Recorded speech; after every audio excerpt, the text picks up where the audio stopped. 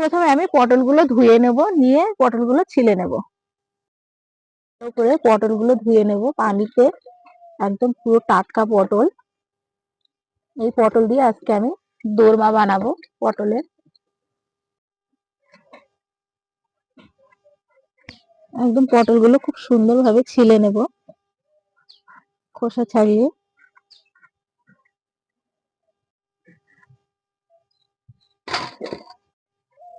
পটলগুলো এইভাবে আমি খোসা ছাড়িয়ে নিয়ে নিয়েছি। এবার এখানে নিয়ে নিয়েছি কয়েকটা এই যে আলু। আলুগুলো আমি ছোট ছোট করে কেটে নেব।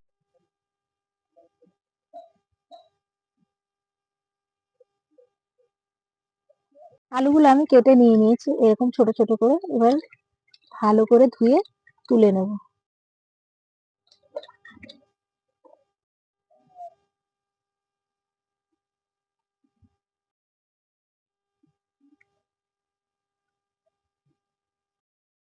কড়াইতে দিয়ে দিচ্ছি পানি, আলুগুলো সেদ্ধ করে নেব। আলুগুলো দিয়ে দিচ্ছি পানির ভিতরে। এবার আমি পটলের এই যে ভিতরের জিনিসগুলো বের করে দিচ্ছি, দানাগুলো। আমি বীজগুলো বের করে নিয়ে নিয়েছি পটলের।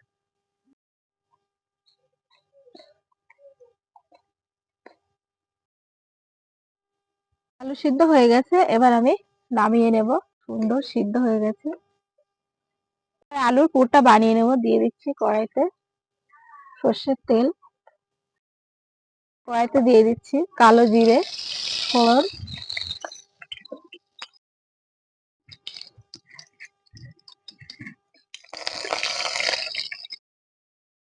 ঢেলে দিচ্ছি।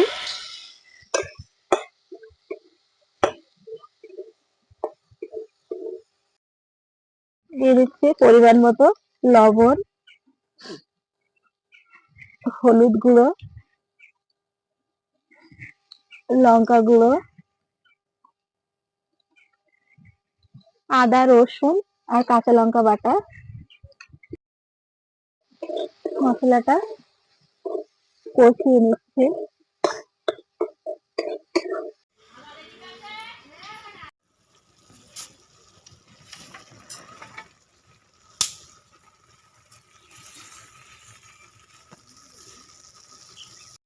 পুরটা রেডি হয়ে গেছে, এবার নামিয়ে নেব।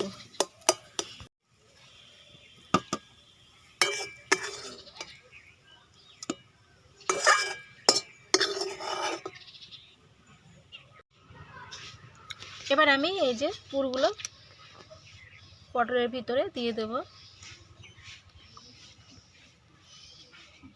পটলের পুরগুলো আমার সব ভরা হয়ে গেছে। এবার এই পটলের মধ্যে লবণ আর হলুদ মাখিয়ে নেব।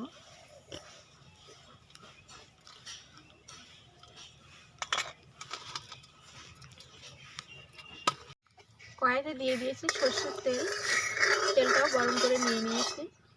এবার আমি পুর ভরা পটলগুলো ভেজে নেব তেলে।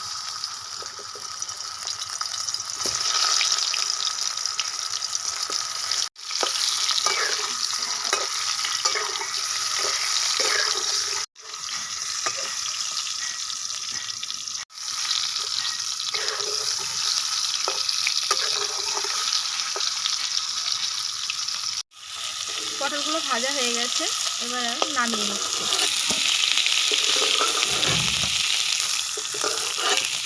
এর মধ্যে দিয়ে দিচ্ছি আরও একটু সরষের তেল। এর জন্য দিয়ে দিচ্ছি কালো জিরে, কুচনো পেঁয়াজ দিয়ে পেঁয়াজটা একটু ভেজে নিচ্ছি।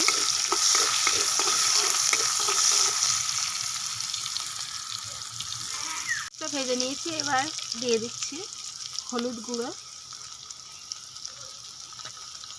লঙ্কা গুঁড়ো, আদা রসুন আর কাঁচা লঙ্কা বাটা। মশলাটাকে একটু কষিয়ে নেব। দিয়ে দিচ্ছি জিরে গুঁড়ো, ধনে গুঁড়ো,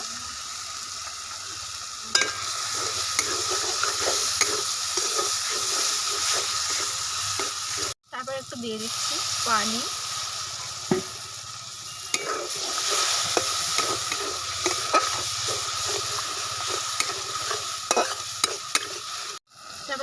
বেঁচেছিল সেটাও দিয়ে দিচ্ছি, ভালো লাগবে তরকারিটা খেতে। এবার দিয়ে দিচ্ছি পানি।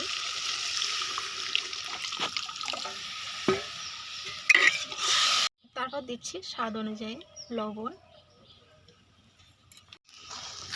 এবার পটলগুলো দিয়ে দিচ্ছি।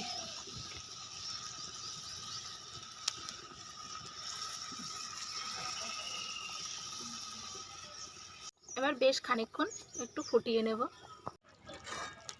পটলের দোরমার রেসিপিটা হয়ে গেছে, এবার নামিয়ে নেব। নামানোর আগে দিয়ে দিচ্ছি একটু উপর থেকে গরম মশলা।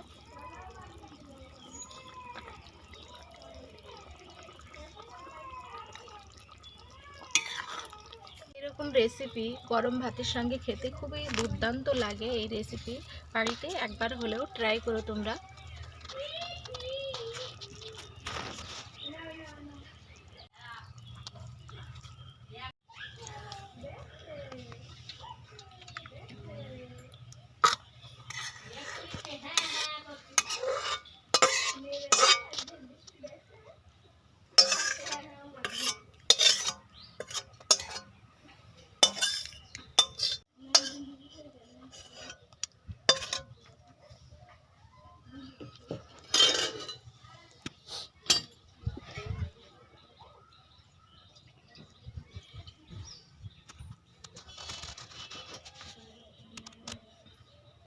এইরকম নিত্য নতুন রেসিপি পাওয়ার জন্য অবশ্যই আমার চ্যানেলটিকে সাবস্ক্রাইব করো আর পাশের বেল বাটনটিকে ক্লিক করো।